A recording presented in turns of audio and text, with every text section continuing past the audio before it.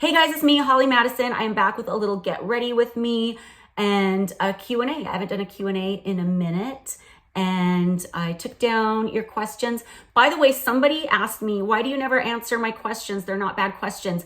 I try to pick questions every time that I've never answered before, so none of the Q&As are redundant. So that's usually why I pick what I pick. So maybe you were just asking questions that I've already done in the past. I don't know. Anyway, if you'd hit the like and subscribe, I'd really appreciate it. And let's get going with the questions. Okay, so my first question is Chowchi asks, do you experience a lot of paranormal activity in your home? Yes, I do. I had an episode of Ghost Adventures film at my house about a year ago. And ever since that filmed, the activity died down a lot for a while. And I'm not really sure why that is. I don't know if like the spirits felt heard or something. So they just kind of like peaced out for a while. But my other theory is that at one point I felt like I picked up an attachment somewhere that was making me really tired. So I was listening to this entity removal on YouTube and I put it on a playlist, and I have this, like I always keep my phone on airplane mode by the bed, but I have like a YouTube playlist of like binaural beats and stuff that I listen to at night. And for a while I kept the entity removal on my playlist. So every night I was playing this entity removal in my house. And after a while, I was like, that's probably why I haven't had any activity in a while, is because I've been playing this entity removal. And I like having activity in my house, so I stopped doing that. And then recently, things have started coming back up again, which I love. The most dramatic thing that happened recently is I was in my room and I had some stuff sitting on my dresser, and there were two baseball caps that were kind of like nested together. I'm just sitting on my bed on my phone in there by myself, and all of a sudden I hear a clunk on the floor, and like the baseball caps had like flown off the dresser, like far away. It wasn't like they just tipped off and landed right next to the dresser, but like quarter of the way across the room. It was weird. So I don't know what that was, but it was cool. I wish I had video of it. Seriously in the French Style asks, have you seen or interacted with the Mean Girls since leaving the mansion? If you don't know who the Mean Girls are, there were other women who lived at the mansion before the era where it was just me, Bridget, and Kendra. And they weren't always the nicest. Not all of them, but some of them were really rude. And I wrote about it in my book because I feel like I can't really effectively tell my story or where I was at mentally or what I was going through without including the bullying. And I changed all their names and I changed all their identifying characteristics. Like, unless you know these people really, really well, I don't think there's any way you could really guess who they were. But they know, because they know what they did. And no, I haven't seen any of them or interacted with any of them or run into any of them. Although some of them still like to talk about me a lot. Like sometimes it'll get back to me. Like one of them recently did this Karen rant about me on Facebook when Secrets of Playboy came out. And I almost want to like read it aloud and pick it apart and make fun of it. But I don't even want to give her that much time and energy. But it was stupid because she's ranting and she's dropping like this info about me that's completely wrong, and it's just dumb details. Like she said, oh, you'd still be living in your apartment behind Grauman's Chinese Theater. And it's like, I never lived in an apartment in Hollywood, let alone behind Grauman's Chinese Theater. And I probably thought it would have been cool to have an apartment behind the Chinese Theater. But it's like she's discrediting her whole rant when she's getting like all these other things wrong about me that are like easily proven wrong. Or she's like, you wouldn't have even been there if Tina Jordan hadn't introduced you to Hef. But Tina Jordan didn't introduce me to Hef. I got invited to the parties. I introduced myself like most people do. And I was aware of who Tina was from like going to the pool parties because people would talk about her. But I don't think I was ever even introduced to her until I was already invited out with the group. So that's completely false. So like, I don't know what she's talking about, and keep spinning your lies, baby. I just find it amusing at this point. It's like the toxicity and the pettiness will never die. It's like the situation between the women was so toxic up there.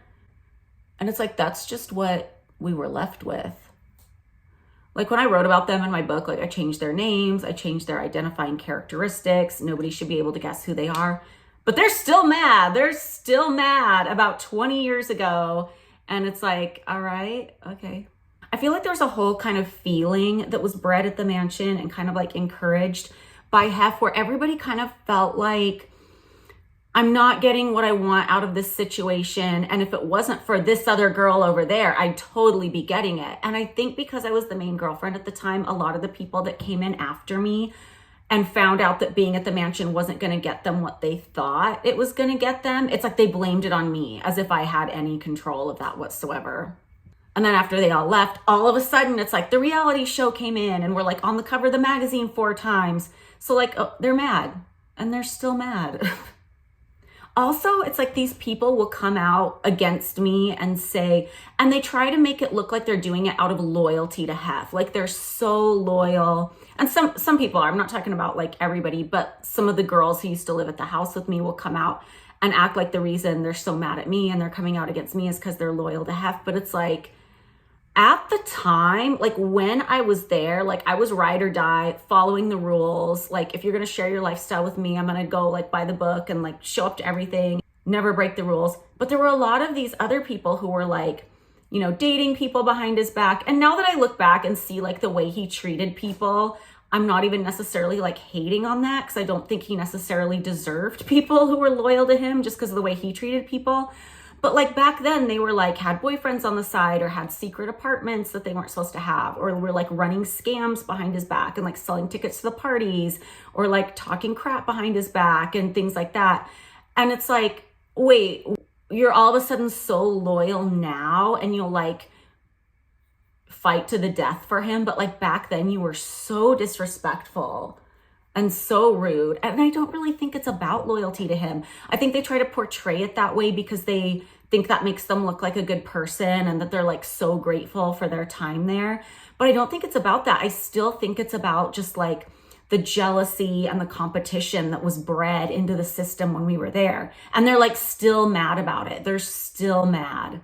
Anyway, on to the next. Lexi Lou Marino asks, what was your dream job as a little girl? I wanted to be Alice in Wonderland at Disneyland. And somebody else asks me a question later. Well, I'll just get into it now. Somebody else asked me if I ever wanted to audition to be a face character at Disneyland. And I did, like when I moved to LA, I was in college.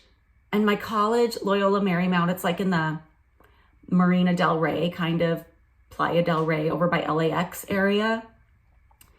And then I worked at Hooters in Santa Monica, so that was pretty close by. And that was another thing I wanted to do was audition to be Alice in Wonderland at Disneyland. But Anaheim's like an hour away and, you know, the pay isn't that great. So it's like, how am I going to go to class and like still do this job and work enough hours to like pay for everything? So I didn't do it. And I always kind of feel like that's the one thing in life I missed out on doing that I wanted to do.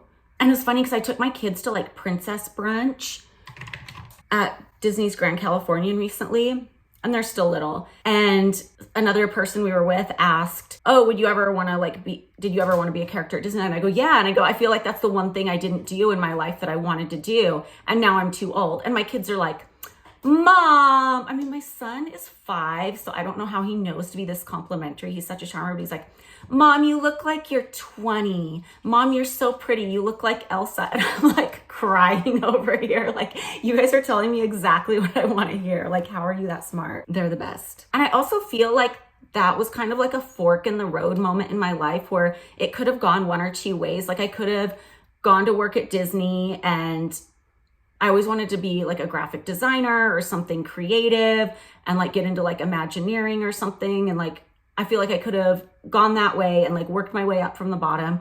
Or I wanted to like get into show business and be like some kind of like sex symbol pinup model and wanted to be in Playboy and stuff like that. And that was the route I went. And I feel like there's a part of me that always kind of goes for like the more difficult route, because I feel like if I would have gone like the Disney route, like my life would have been consistently easier and happier. And there wouldn't have been so many like crazy ups and downs. But there's like this weird part of me that's like attracted to like the crazy ups and downs subconsciously. Maybe not so much anymore as when I was younger, but I chose that route. And I think also when I'm looking at different options when I was younger, I knew that if I wanted to be like a pinup model or be in Playboy, like I had to do that while I was young. Like back then you couldn't do it when you were like, it was rare when somebody over like 28 was ever doing something like that. So I always thought, well, I could always go back and do the other things, blah, blah, blah. But then that career lasted way longer than I thought it would. So now I'm too old to be a Disney face character. So there you go, choices. Madison Hill asks, when the renovations are done, would you like to see the mansion? If you didn't know, the Playboy Mansion was sold and the guy who bought it is doing extensive renovations. And I would love to go see it. I'm so curious with what they're doing. It's such a beautiful property, has so much potential, even more than it already had. And I would love to see what they're doing. I don't know if I'd ever be invited, but I'd love to go see it. Mims I Am asks, what would your death row meal be? I've thought about this. Not because I'm planning on ending up on death row. I have some friends who do a true crime podcast and they talk about the death row meal. And I was supposed to go on it at one point and just never did for whatever reason. But I knew they were gonna ask me what my death row meal was. So I really thought about it. And part of me is tempted to order like McDonald's, because honestly, anytime I have a cheat meal, you'd be surprised like how unsatisfying a cheat meal can be. Like you're really into certain, like, oh, I saw this really cool dessert on Instagram, I'm gonna go get it. And then it's just not as satisfying for whatever reason. You know what's always satisfying? A 2 cheeseburger meal. That's what's always satisfying. But then I like to think about the practicality of it, thinking about like, how are they getting the food over to death row? And like, how cold is it gonna get? And are they gonna have to reheat it? And is it gonna hold up? For instance, I would never request a frozen butter beer for my death row meal because it just wouldn't like arrive in time. It'd be all slushy and nasty and melted. And then I have a version in my head that's like the Disney Parks version of the death row meal where I pick on my Disney Parks favorite food. But anyway, like the most simple version of like a death row meal for me, like a last meal, is I love like peppermill chicken strips, which is just like a junk food diner chicken strip with barbecue sauce and ranch and fries and like a root beer float. Like that would just be heavenly. Nathaniel Jacob asks, what was it like being hypnotized? I've been hypnotized before for past life regression. And it was honestly not what I thought it would be, because I always had a vision as you're hypnotized and then you're like blank and you're doing stuff that you won't even remember. It wasn't like that at all. I was just really, really relaxed. I was like in a recliner, super relaxed, like kind of half asleep, being asked questions, but you're still very, lucid.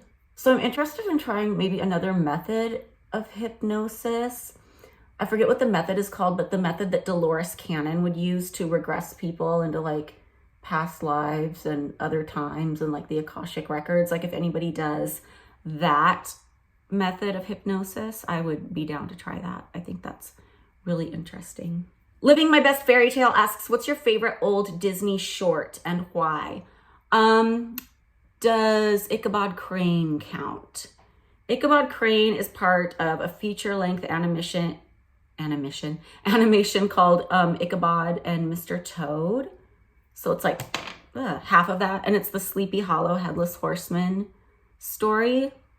I love that one. I also love Lonesome Ghosts, the old Mickey Mouse cartoon.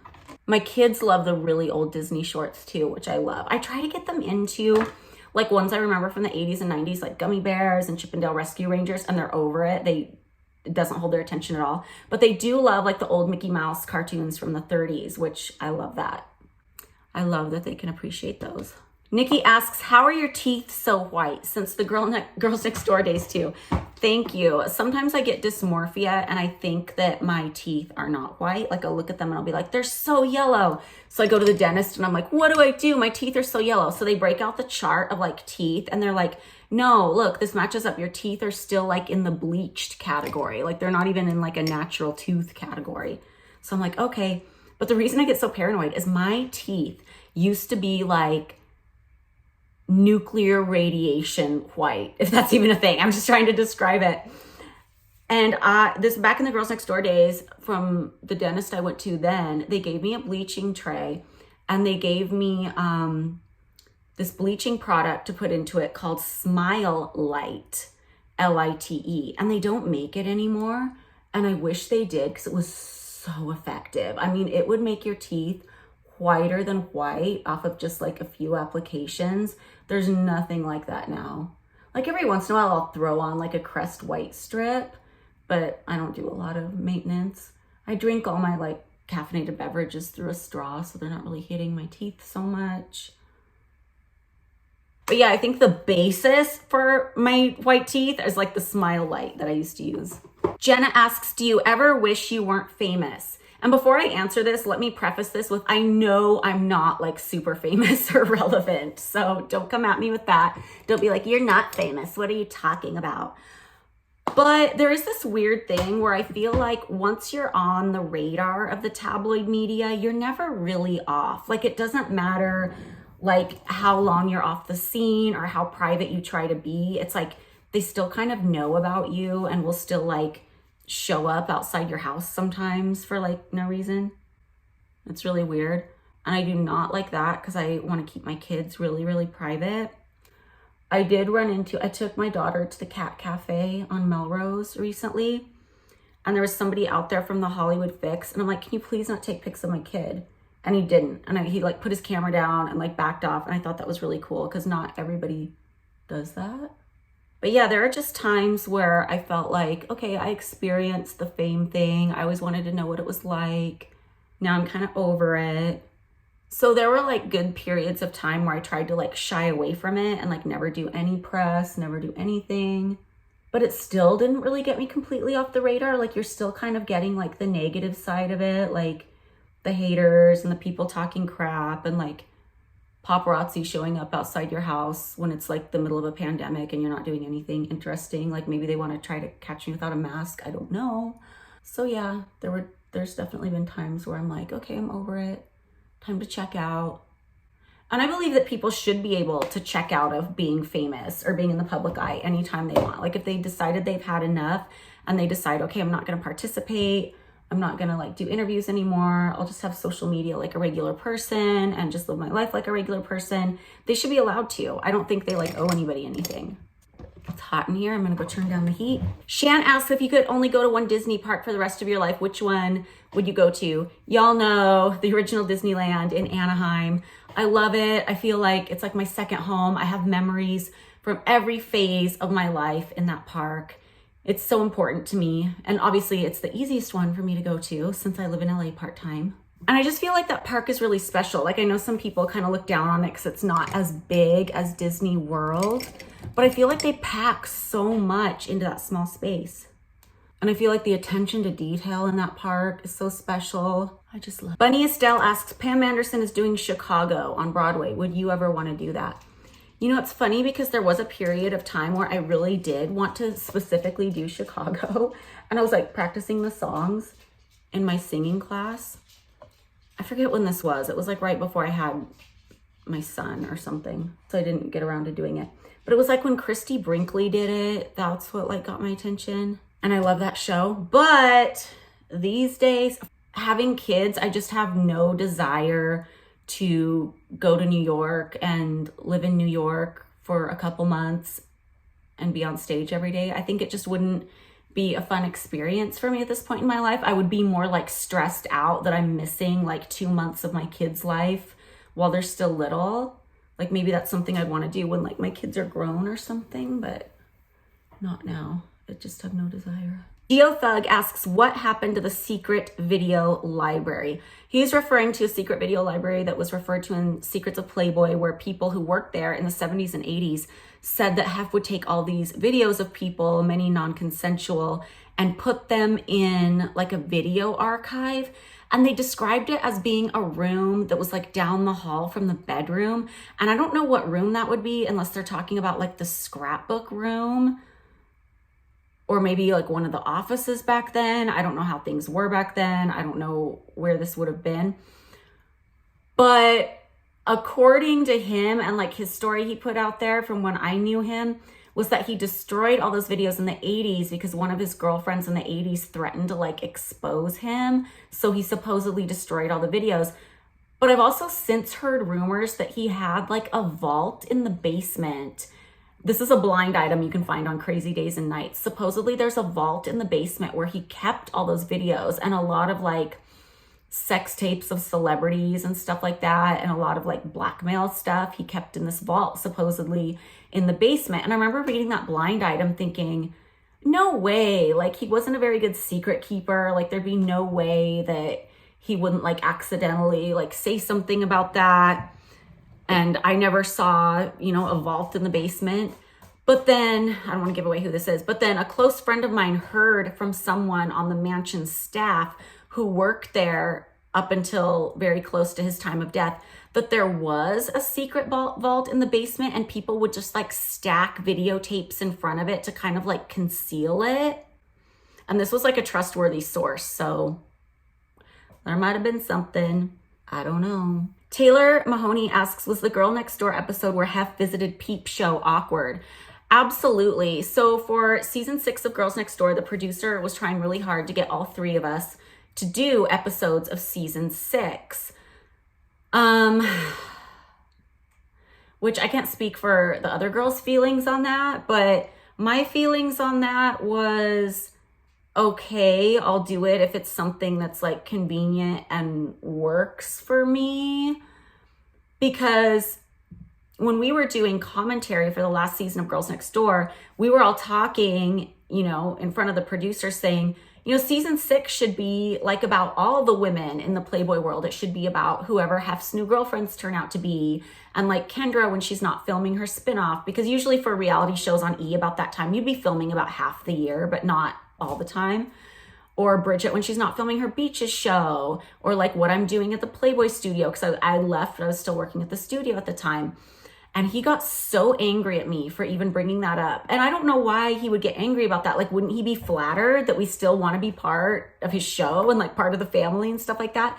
But he got so offended and so angry, and he stopped the whole thing and he was like, no, this show is about whoever Hef's girlfriends are who live at the mansion. In other countries, it's called Girls of the Playboy Mansion. And he just went on and on like angry about it. And I was just like, whoa, okay, sorry for the suggestion. We're just saying like we'd love to be part of it, but whatever.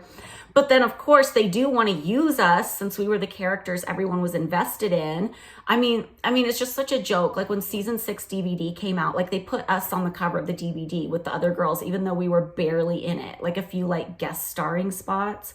So it's so dumb. So it's like they want to like use us because we were the characters that everybody was invested in, but they don't want to like give us any credit or like any meaningful storylines or anything like that. So the producer was asking me to like do a guest spot on season 6. And I'm like, well, yeah, but I'm like busy in Vegas. Like I'm doing this show. I can't really leave. Like if you guys were coming here for something, maybe I could like take the twins around, or like maybe you guys could come watch the show or whatever. And they did that. And then Hef and the girls came backstage and they were like painting sheep on my wall, because I had like every guest come in and like paint a sheep on the wall, because like my character was Bo Peep in the show.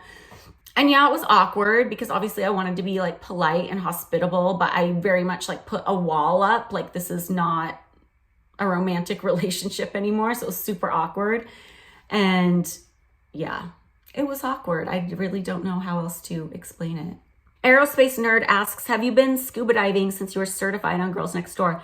No, and I'm shocked I haven't, because I fell in love with scuba diving when we did it. I forget who even suggested we do that for the show, but it was just supposed to be like some fun adventure thing that we were doing, learning to scuba dive. And I was never like remotely athletic. I was like the least athletic one on the show, but anytime, you know, these storylines would come up, I would always like do my best and have fun with it. And I ended up falling in love with scuba diving, not thinking I would even like it. And I remember when we got our certification, they were saying, you know, you can go on to get more advanced certifications. And there's a really advanced one called the National Geographic Scuba Certification. And I really wanted to go do that one just because I thought it'd be cool to say I had a National Geographic certification in scuba diving. And I just never did, because right after we did that episode was right when everything fell apart and I moved out, and I just really had to like hit the ground running, like go into survival mode, like build a career for myself. I didn't have time to like focus on any hobbies like that. So no, I haven't. Denise asks, do you know if Bridget is writing a book about her Playboy days? Yes, she is. And I think she might be done with it. I'm not sure, done with it and just figuring out what she wants to do with it. Ashley the Disney Nerd asks, I know you have mentioned where you got Rainbow's name, but what about your son? So my son's name is Forrest, and his dad picked the name. I wanted to name my second child Dragon. I love that name, which I'm kind of glad I didn't, because Forrest isn't, like, I don't see him as a dragon. That's just not really his personality. But his dad wanted to name him Forrest after one of his closest friends. And I liked the name, I thought it was cute. But you know me, I like really bizarre names too, and it wasn't quite bizarre enough for me, but I was fine with it, whatever. If I can get Rainbow as a name, like, I've reached my peak in the unusual name game. But I ended up really liking the name because it's weird, because I'm like in love with trees, and I sound so stupid. I didn't realize how in love with trees I was until I became more spiritual, maybe about 5 years ago. So incidentally, right around the time I had Forrest. But I just, like, nothing makes me happier than a tree. Like, I look at the trees in my backyard and I'm just in love, and I just post pictures of them on my Instagram story for no reason. It's bizarre. And it's funny because I grew up in Alaska in the Pacific Northwest, like in the woods, like grew up in the woods. And I think I just took it for granted and didn't really notice how beautiful the trees were until I've lived like in LA and Vegas, and it's a desert. And I've lived here for so long now that now when I see a tree, I'm just like enamored. And I just love like the witchy vibes of a forest, and just like, yeah. So I mean, the name is like a better fit for me than I ever, not that it has to be a fit for me, it's his name, but it's a better fit for me than I ever thought it would be. So I think it was kind of one of those things that's like meant to be all around. Somebody asked, I didn't write the username down because it was one of those usernames that I'm like, how do I say this? During the Girls Next Door era, was there any crossover with Victoria's Secret? Did you ever consider modeling for Victoria's Secret? I wish. I'm way too short to model for Victoria's Secret. I'm 5'5". I'm a shorty. But I thought this was an interesting question because I can see how from like an outside perspective, you might think that would be like a cute crossover, and it would have been, particularly because everything I wore on Girls Next Door was from the Victoria's Secret catalog pretty much.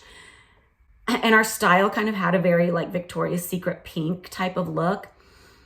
But the thing is that I think outsiders don't understand, and I didn't understand this before I got involved with Playboy, is that everyone else in the entertainment industry looks down on Playboy and people who are associated with Playboy. Like, it's very rare that like a playmate can cross over and become a star. Like when I was growing up, there were three. There was like Anna Nicole Smith and Jenny McCarthy and Pamela Anderson. And if you think about it, Playboy had been in business for so long, and there's a new playmate every month, but only three of them from that era ever really broke into the mainstream.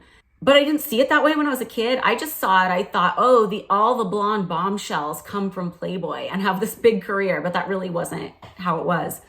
And I think especially like being on a reality show where we were featured as like Hef's girlfriends, we were so much more synonymous with Playboy than just an ordinary centerfold would have been. And people in the industry look down on that. Like, they don't want any part of it. They don't want to be associated with Playboy. They don't want, like, Victoria's Secret would have never hired a playmate as a model. Like, if the most qualified playmate would have walked in and auditioned for Victoria's Secret, like, there's no way that some of them weren't trying and nobody ever got picked. You know what I mean? Like, they would have never picked a playmate. So I thought that was a really interesting question to feature, because I think people don't really know, and I definitely didn't before I was involved, but like it can kind of be the kiss of death as far as doing anything else. Like, I've even been told other things I've tried to do, like you can't ever publish like a children's book because you were in Playboy, and you can't even publish it as a pen name because if it ever got out who you really were, it'd be a scandal. Like, this day and age, it's just ridiculous. Zombie Sweetheart asks, what's your favorite restaurant at Disney World, resorts included? My favorite restaurant, and I actually haven't been there since before COVID, but it's Ohana at the Polynesian Resort. It books up really fast, so as soon as you plan your trip, make your reservation. It's this all-you-can-eat Hawaiian Polynesian restaurant. It's so good. It's just, they have this noodle dish that's amazing. They have the meat on the skewers. It's just so good. They have this monkey bread type dessert that's just amazing. And I saved this one for last. Addie Cruz asks, if the price was phenomenal, would you do a Girls Next Door reunion? If you're talking about a reunion meaning the original cast, there's no price. Like, I was thinking about this question and I was thinking like, what would the price be that would convince me to do that? And it would be a price that nobody would ever pay for like a cable reunion show. Like I was thinking if they paid me literally millions where I could like buy a ton of rental properties and be like, I'm passing these down to my kids, like a generational wealth type of paycheck, which nobody would ever pay for a Girls Next Door reunion, maybe. But no way. I would never do it. I just feel like, and I think part of that is like, I can't really trust producers. I mean, the guy who produced Girls Next Door is no longer with us, so it wouldn't be him producing it. But like if he were still alive producing it, I wouldn't do it for any kind of money because I feel like I would just never ever hand my likeness over to them again, because I feel like between writing my book and like doing my reaction videos on Girls Next Door, I've had to say so much just to clear up so many misconceptions that were created about me on the show. And I feel like those misconceptions, like when people remember me from Girls Next Door, they remember like season 1 Holly, and that's who they think I am. And I feel like I'm still in my life day to day, like doing repair work on that. So I would never like regress and give them my image to mess up again. It's interesting too, because I feel like with the three of us, our characters evolved and you got to see more of who we are as time went on with the show and with our spin-offs. But when people in general remember us from Girls Next Door, they think of the season 1 version, which equals me being a complete stuck-up bitch who's always side-eyeing everyone, because that's how they cut me. If you watch my reaction videos, you know. And, you know, the other two, they just think of them how they were in season 1. They don't think of anything that was shown later. It's a really weird thing, but... And there have been attempts to do Girls Next Door reunions. Like back in 2013, when I was pregnant with my first child, E wanted to do a special on me having a baby. And they ended up doing it. But when the producer of Girls Next Door found out that E wanted it, he tried to intercept and turn it into a Girls Next Door reunion. And he was like, oh, you know, and I wasn't interested in doing that at all. I felt like I hadn't been out of the house long enough to make a reunion even make sense. Like nobody's even nostalgic for Girls Next Door at that point. And he was like trying to sell it to me like, well, you know, it's been 5 years since you left. I go, no, it hasn't. I go, it's been 4 years since the last episode aired. It hasn't even been 5 years since we left. Like, it's not long enough. Like, a reunion doesn't even make sense right now. And I feel like he was just trying to steal my opportunity and turn it into something for Hef and Kendra, because he only cared about doing things for Hef and Kendra. Like, me and Bridget were just like collateral damage that he did not care about. So... But that wasn't even what he wanted to do, so it wasn't what ended up happening. But the reason like I'm so grossed out about that particular thing was he tried to intercept, and he called me before E even called me, telling me what they wanted. And he tried to tell me, oh, E wants this Girls Next Door reunion, will you do it? And I was like, no, I don't want to do it. But then finally, like, E called around him, because they didn't even want him to produce it. So finally they got a hold of me, told me what they really wanted. And I was like, oh, like he was trying to intercept and like snatch that from me and turn it into something he wanted to do, which is so rude. And then the second time they tried to make a Girls Next Door reunion happen, it was when Kendra was doing, I think it was Kendra on Top on We. And I got wind, I'm trying to think of when this was. I think it was like 2016 maybe. Somebody I knew from one of the major nightclubs in Vegas called me up and they were like, oh, this promoter wants to like film at the club and they say they're doing a Girls Next Door reunion. And I thought that's weird because I'm friends with you and I haven't heard anything about you doing it. And I was like, no. So I called that promoter and I told him I was going to sue him. So that got nipped in the bud.